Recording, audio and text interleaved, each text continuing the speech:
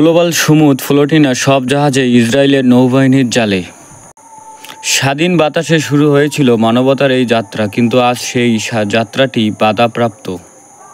Israeli নৌবাহিনী সম্প্রতি 42টি নৌজাহাজকে আটক করেছেন। গ্লোবাল সমুদ ফ্লোটিনার সমস্ত জাহাজের বিদ্যমান বাধায় পড়েছে।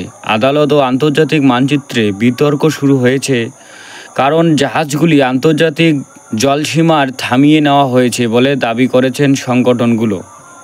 অ্যাক্টিভিস্টরা বলেছেন, আটক হওয়ার সময় তারা কিডন্যাপ, ব্লাডফোর্ড, শিপ ট্রাই ইত্যাদির শিকার হয়েছে। তথ্য অনুযায়ী ইতিমধ্যে প্রায় 170 জন সক্রিয়তাবাদী ইসরায়েল থেকে বিদেশে পাঠানো হয়েছে। তাদের মধ্যে রয়েছে সুইডিশ পরিবেশ অধিকার কর্মী গ্রেটা থুনবার্গ। আরও 141 জন অ্যাক্টিভিস্টের জর্ডানে পাঠানো হয়েছে। সীমান্ত পার হচ্ছে তারা দ্রুত, এমন দাবি করেছেন জর্ডান। তবুও কিছু অংশকেই এখনও নির্যাতিত ও অজানা অবস্থায় বন্দী হিসেবে রয়েছে।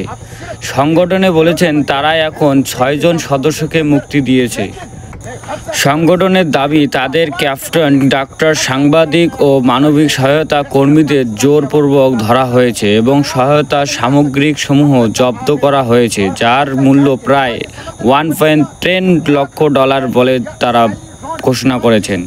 ইসরায়েলি পররাষ্ট্র মন্ত্রণালয় বলেছেন, এই জাহাজগুলি অবৈধভাবে লড়াই এলাকা প্রবেশের চেষ্টা করেছে আর তারা সকল যাত্রীদের নিরাপদ অবস্থায় আছে বলে দাবি করেছেন। আন্তর্জাতিক মহল ও অনেক দেশ ব্যাপক নিন্দা জানাচ্ছেন। তারা বলেছেন, এই ধরনের তৎপরতা আন্তর্জাতিক আইন ও মানবিকতার প্রতি হুমকি। গ্লোবাল সমুদ ফ্লোটিনা এর নতুন দফা মানবিক অভিযান এখন বাধার মধ্যে দিয়ে চলছেন। জাহাজ আটক, অনেক সক্রিয়তাবাদীর রিটার্ন হয়েছে এবং কিছু এখনও বন্দী আছে।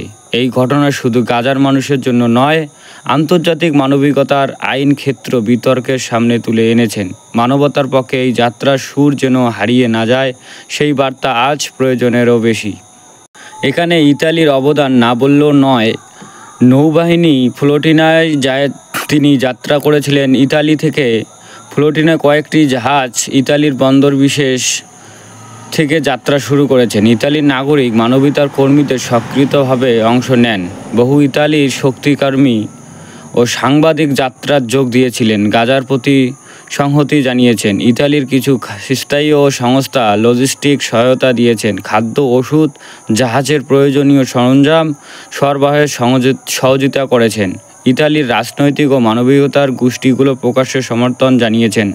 ফ্রিডম ফর গাজা ব্যানারে ইতালির বড় বড় শহরের মিছিল হয়েছে।